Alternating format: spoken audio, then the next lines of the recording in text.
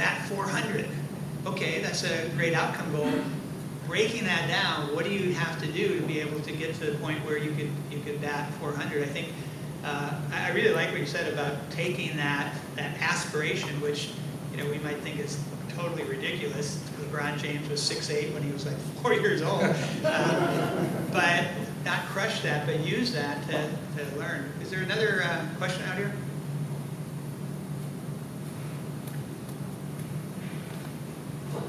Jerry, I just wanted to direct this to you, but I want to hear what everybody else had to say as well. I'm personally I run a youth sports organization, and then I'm a high school basketball coach and teacher. I really struggle with the whole sports specialization thing and seeing parents and kids feel this tremendous pressure in 4th, 5th grade that they have to play this sport year-round. It bothers me that it seems to be driven a lot by the income of the coaches that want to do that for a living.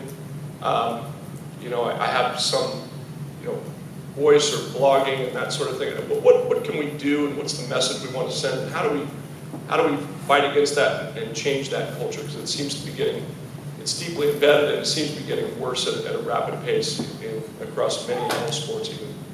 Yeah, I think it's an alarming trend for sure. It's one that I absolutely do not support. Again, as a college coach, I see a very high percentage of burnout and overuse injury while the students are in high school. I'm having players now coming to me having both ACLs repaired before they got to college. This kind of stuff, and there's much more information on the just giving up on sports. Our participation is declining. Participation in sports is declining. Why is participation in sport declining when there's an increase in specialization? I don't think it's unrelated.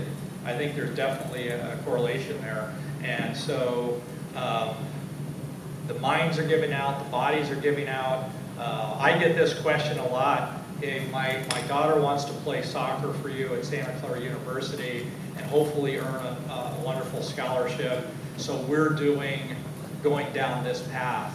And I say be very careful about the path they're going down, because that path, in a lot of cases, does lead to burnout and overuse injury.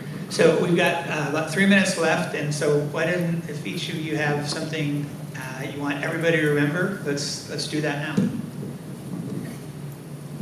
Okay, I think we need a new model for youth sports, and I've wondered why youth sport entrepreneurs haven't come up with a multi-sport model where during the year you do 3 to 4 different sports, and if you had 10 different organizations doing, or 10 different teams doing that, then you would play each other in each of those different sports during the year. You could even have a biomechanist and a kinesiology person come in and tell you which 4 are mutually complementary in terms of development of skill. So that would be the ideal world, is to create accessible, low-cost, multi-sport programs that involve our young people. For me, I would say that for all the coaches out there or your children involved in sports, I think try and shift the percentage of communication from a coach to the entire team, and shift away from that and get more to the one-on-one conversation with students. Again, if they know that you love them, that you want what's best for them, that you care about them, they'll enjoy their experience more, they'll work harder. I think you also want to absolutely understand that you have a great opportunity, because the young person you're working with loves the sport. You have a great opportunity to teach them all these wonderful life skills because of their commitment to sport. And when I coach high school soccer, I had so many parents come up to me and say, I don't know what you said, what you did, but my son's doing his homework every night. I could never get him to do his homework every night. You know why he's doing his homework every night? Because we told him it was a requirement to play on this team. And so They want to do the right thing because they want to play their sport, and it's a wonderful opportunity to teach them great lessons. And I just wanted to end with this story that is usually attributed to a Native American Cherokee tribe. It's called The Tale of Two Wolves. It says, one day a man spoke to his grandson about a battle going on between two wolves. It says, one wolf is evil. It represents anger, envy, jealousy, sorrow, regret, greed, arrogance, self-pity, guilt, resentment, inferiority, lies, false pride, superiority, and ego.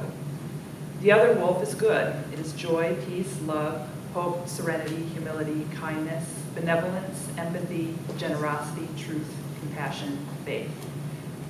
The grandson thinks a while about the warring wolves and then asks his grandfather, so which wolf wins?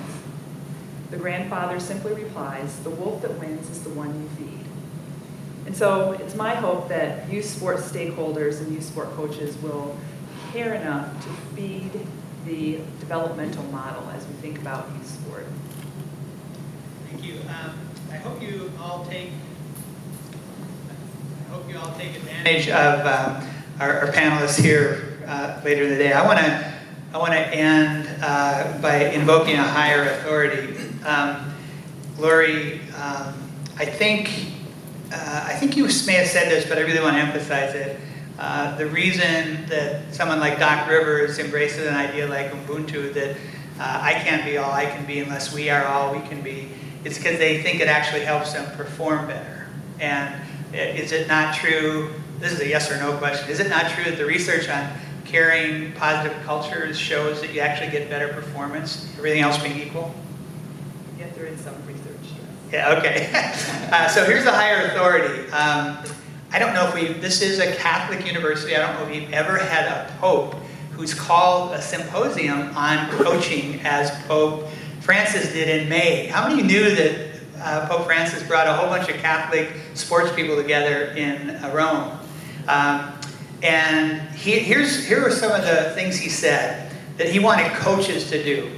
Encourage in first steps in new activity without fear. Spur to surmount difficult moments. Exhort to confidence in ourselves and our companions. Be at our side in moments of disappointment and loss, joy and success. And then he ended by saying, how good would it be if in all sports and at all levels, young people found in their coaches authentic witnesses of life and of lived faith. I don't know if you can say it any better than that. Thank you so much for your attention, and let's give our panel a big hand.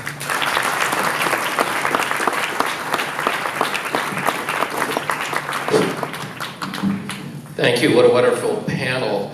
I'm going to try and catch us back up in time after a late start this morning, and so we're going to take about a 5-minute break for you to stretch, get some coffee, ask the next panel to come up, and we'll start back with the next